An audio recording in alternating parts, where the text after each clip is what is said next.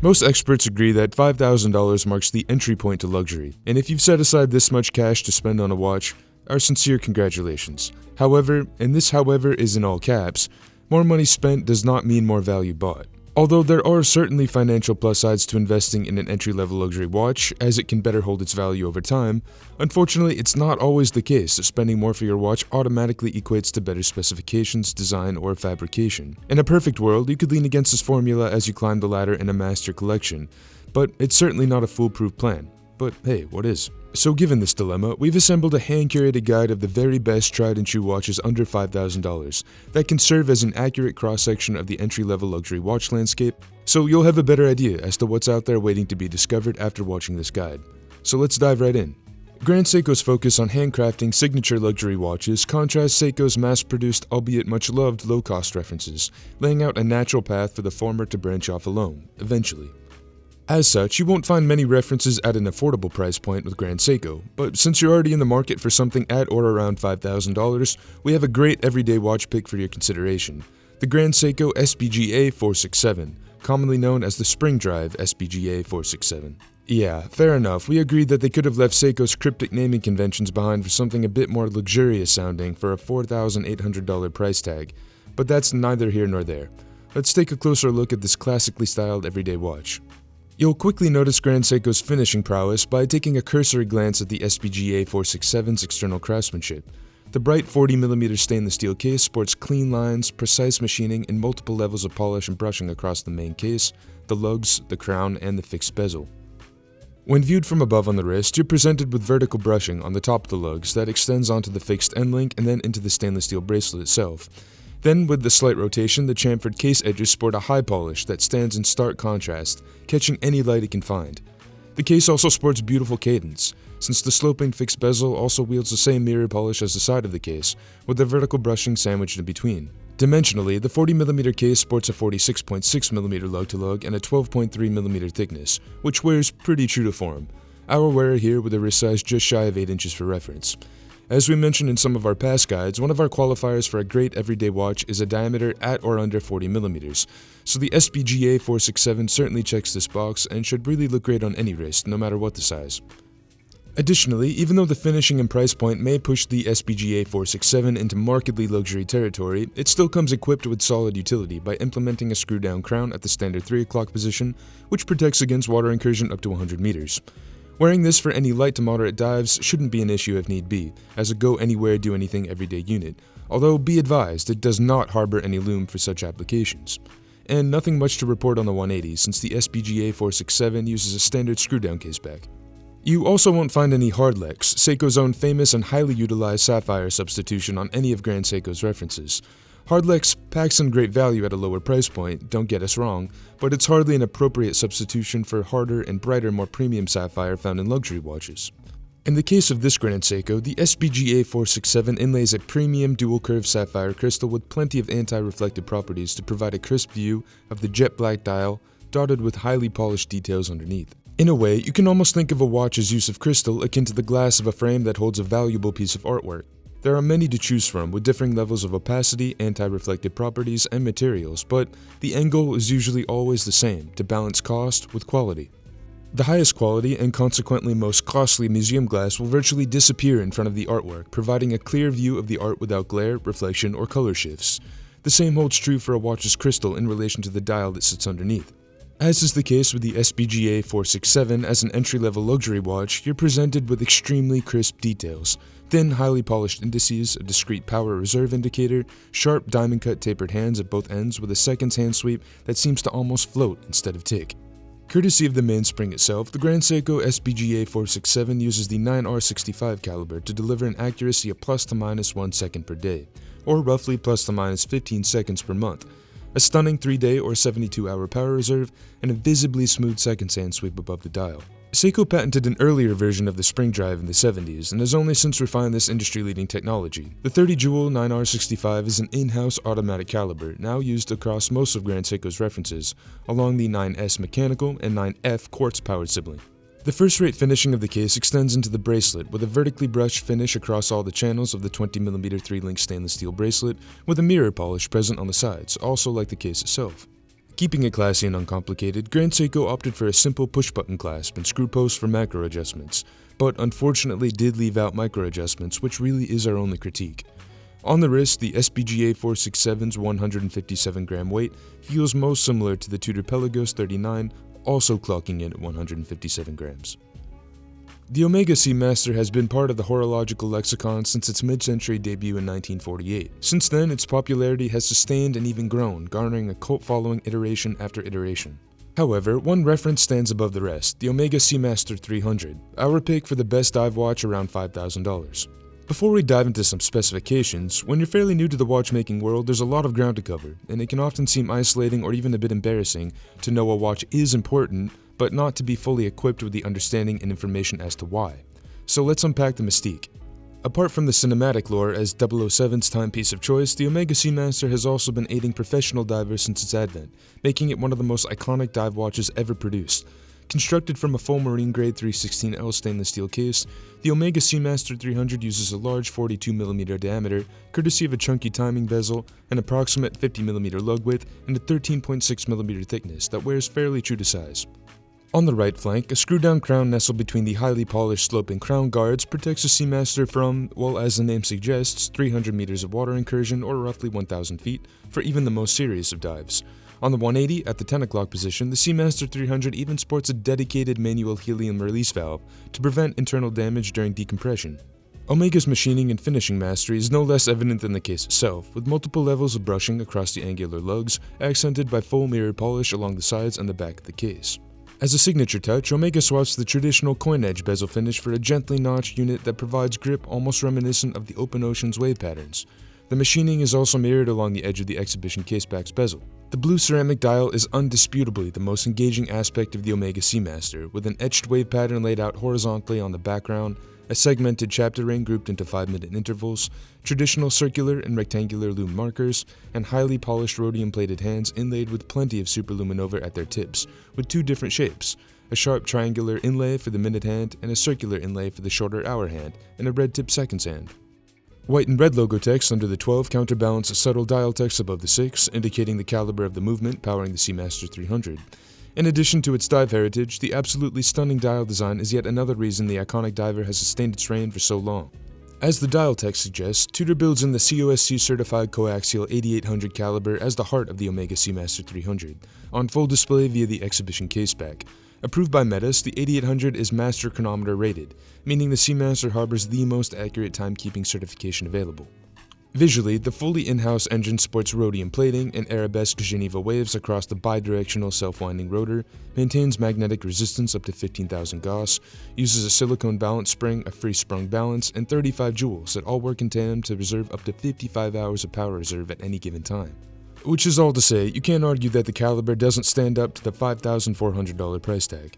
Although there are a few styles available, the classic default is the 5-row stainless steel bracelet with the same vertical brushing showcased on the lugs in the main case, accented with thin strips of high polish nestled within 2 of the 3 innermost channels.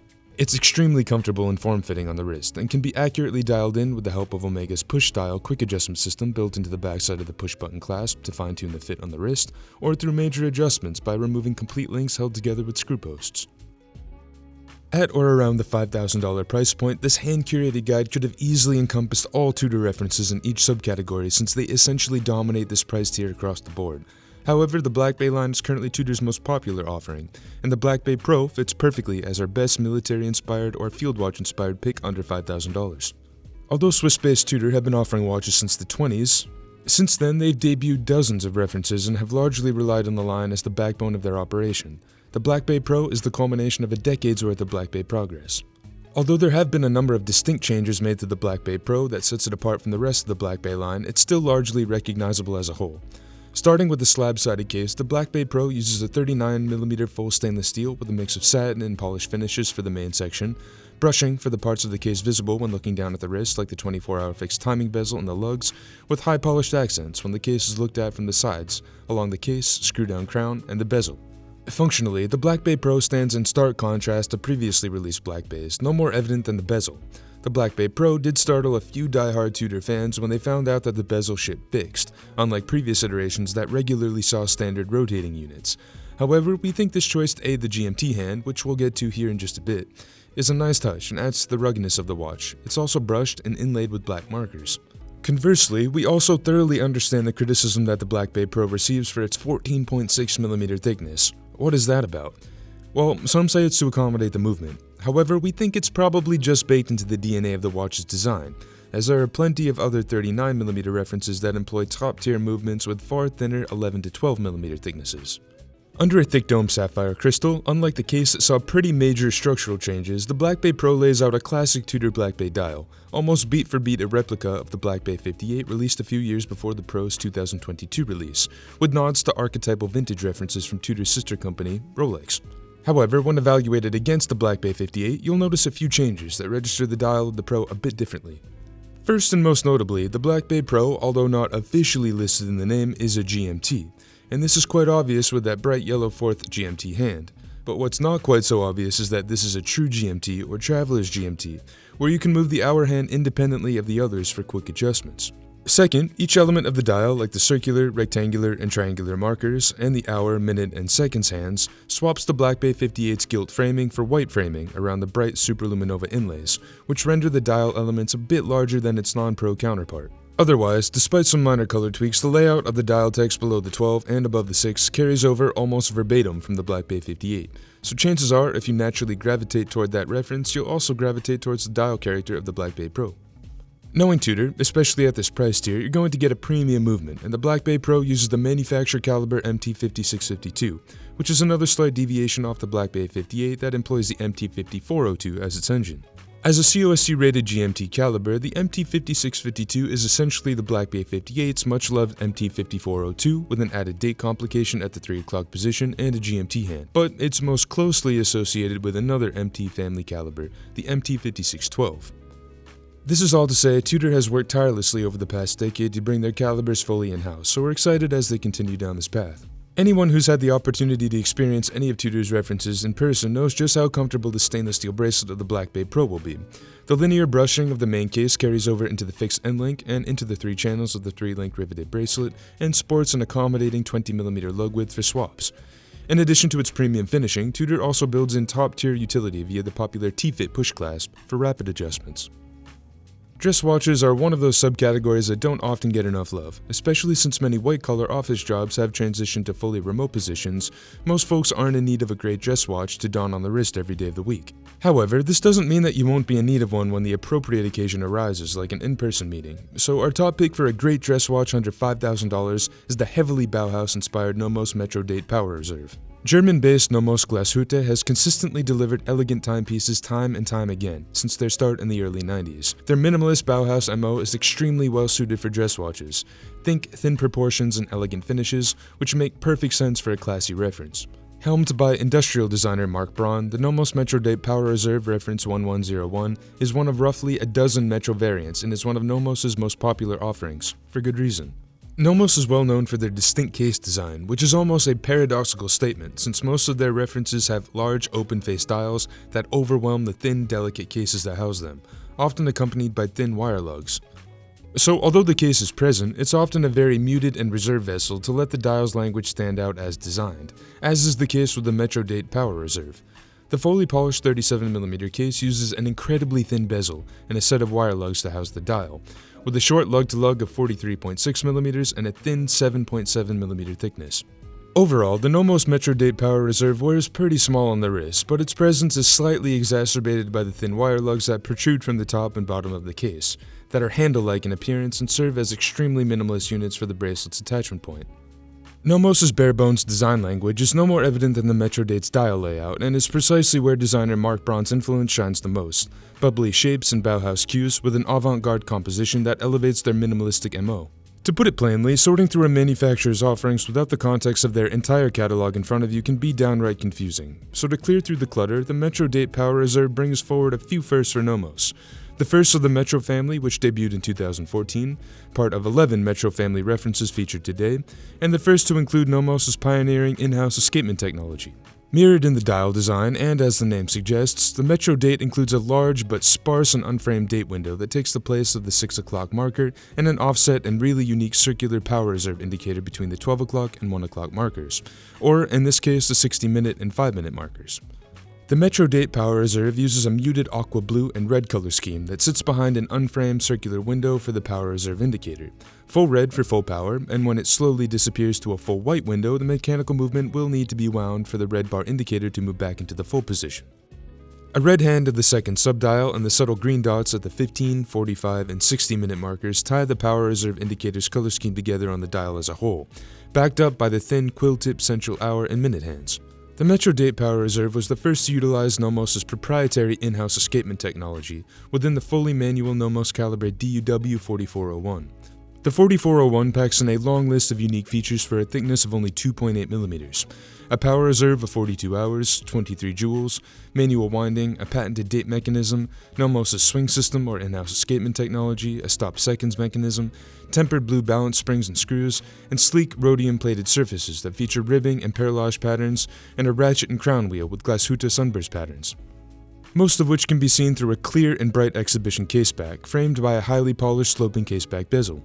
The Metro date power reserve ships the classic black Horween leather strap with premium finishing and stitching and tapers slightly toward the highly polished buckle hardware from its lug width measurement of 18mm. As our best dress watch pick under $5,000, the native strap is an undeniably sophisticated option. Among the top pilot's watches currently manufactured at this price tier are undeniably almost all from IWC.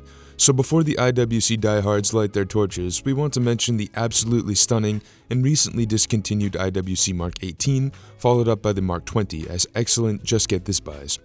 However, as we're based in Los Angeles, the Oris Coulson limited edition Calibre 400 is a pilot's watch crafted in collaboration with Coulson Aviation, a leader in the aerial firefighting industry, one that California is increasingly all too familiar with. In bold fashion, and as a limited edition of only 1,000 pieces, the Coulson honors the men and women across the globe who bravely occupied the cockpit to battle some of the country's most devastating wildfires. Constructed from a lightweight carbon fiber, the Coulson's 115-gram case keeps the overall profile as the others in Oris' Pro Pilot catalog, with a 41mm diameter, and is constructed using a 3D printing process to layer the carbon fiber polymer blend to achieve the unique and subtle texture visible from key angles. The main case, PVD-coated coin-edge bezel, and screw-down crown are all constructed from the same carbon fiber material, and it's incredibly stealthy on the wrist. The dark ash-colored case certainly fits the theme, and it runs under the radar, subsequently letting the bold dial do all the talking. Even though the Coulson doesn't sport any timing functions, they built in a bidirectional rotating bezel which swivels smoothly and without any audible ticks, which is a really interesting feature. On the 180, the Coulson stays in line with the larger Pro Pilot lineup, most of which feature a beautiful exhibition caseback to showcase the movement tucked inside. Under Sapphire, the showstopper is the gradient dial. To us, the bright color speaks twofold. To both the destructive element of the orange flames themselves, most obviously, but also to the red-orange Phos-Chek dropped from Coulson's planes to put out the fire from the skies. Either way, the gradient starts with a fiery orange hue toward the bottom, then slowly gradates vertically, darkening toward the top. Apart from the limited edition colorway, the dial elements are nearly identical to the Big Crown Pro Pilot Big Date, except for the date window's relocation from the 3 o'clock position to the 6 o'clock position. In typical pilot's watch fashion, Oris uses large, hyper-visible applied Arabic numerals and 2 bright white hour and minute hands inset with plenty of lume to maximize legibility on the fly. The Oris Coulson Limited Edition is also part of the Calibre 400 series, using the in-house self-winding mechanical movement to keep the Coulson's time. Despite the dial's attention-grabbing nature, the fully in-house 21-jewel Calibre 400 packs in a massive 5-day or 120-hour power reserve, serving up one of the most utilitarian movements in this guide for the price. And with a beat rate of 4 Hz, it's also extremely accurate. For context, we mentioned that IWC and Oris often go head-to-head in the pilot's watch arena, vying for supremacy. But for almost $500 less, the Coulson and other Pro Pilot siblings get 48 hours more power reserve than IWC's most current iteration of the pilot's watch, the Mark 20, that maxes out at 48 hours with the same 4 Hz beat rate. So there's absolutely no denying there's an argument for Oris as the leader in this space, with a fully in-house Swiss movement packing in specifications like those. As a special edition, the strap also comes outfitted with some tweaks over the standard Pro Pilots. The Coulson secures to your wrist via a black textile unit with an orange backing and a gray PVD plated titanium clasp. Moving on, now before we overview our best GMT watch pick under $5,000, the Longines Spirit Zulu time, we want to reiterate that this guide could have easily been populated with Tudor's entire catalog, as their vice grip on this price tier is unmatched, and the Tudor Black Bay GMT is the undeniable king. However, we already introduced you to the Black Bay Pro, and in the interest of providing a better roundup, the Longines Spirit Zulu time is a fantastic runner-up with insane value as a true GMT you can currently procure for $1,000 less than the Black Bay Pro. As part of their continuation of the Spirit family, the Spirit Zulu time uses a 42mm case that essentially builds upon the standard 42mm Longines Spirit by switching the material from titanium to stainless steel, increasing the thickness from 12.2mm to 13.9, adding a bidirectional rotating bezel, and a fourth GMT hand, all while rolling over much of the dial's design language. The case profile is similar to the Spirit, but notably sharper, with angular machining and full brushing in multiple directions across the major case components, with high polished accents along the chamfered edges, the coin edge bezel, and the crown. Just a moment ago, we divulged that this guide could have been a wash with Tudor references. After spending only a few moments with this watch, it's clear why this stacks up as a slightly less costly rival. The finishing is there, the machining is there, and so is the design language. It's not a stretch to say that this may be a great runner-up if you're already debating pulling the trigger on a Tudor Black Bay, but may not have the working capital to back this up.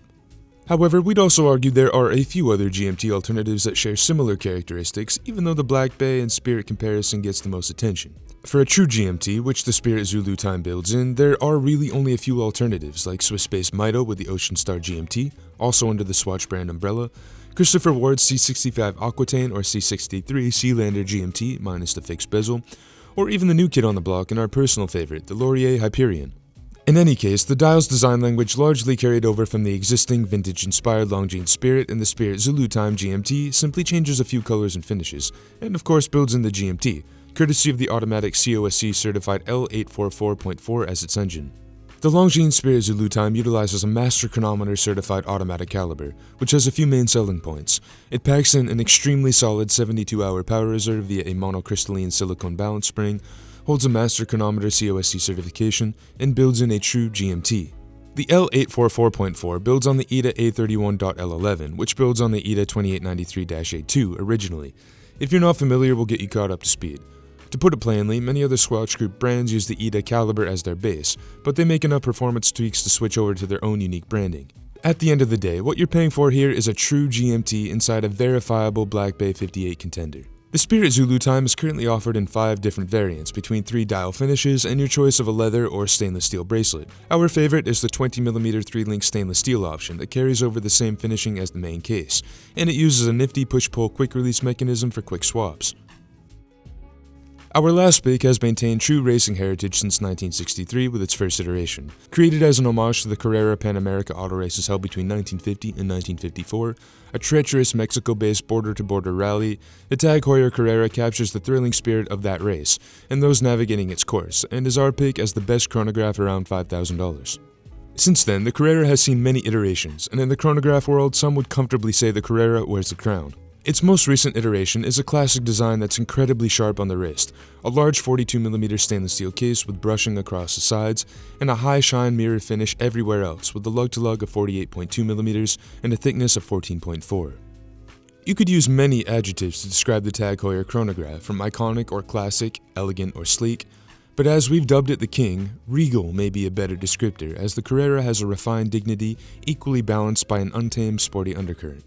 Modern Tag Heuer gets some hate, and while we can at times understand where critics of the watchmaker's recent releases get their ammunition, the Carrera, right alongside the Monaco, taps into Tag's very first and much-loved racing-inspired heritage. So then, you can aptly categorize the newest Carrera as a modern reboot of the original 1960s release in a modern Tag Heuer shell.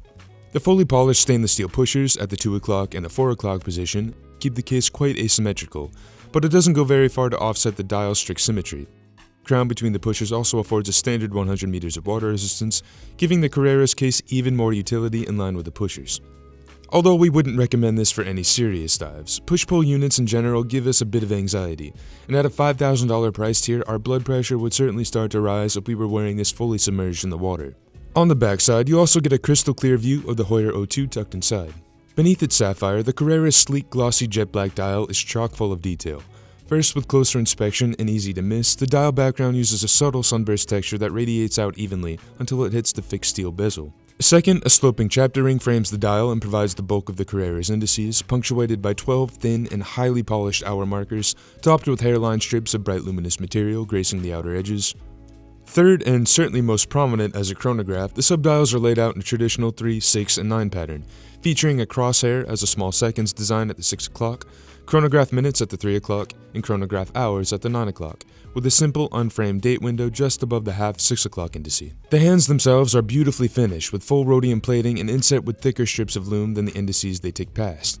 Making the dial's numerous timing features possible, the Heuer O2 caliber is capable of reserving a substantial 80 hours of power with fully automatic winding and operates at a rate of 4 Hz, keeping accuracy at an all-time high.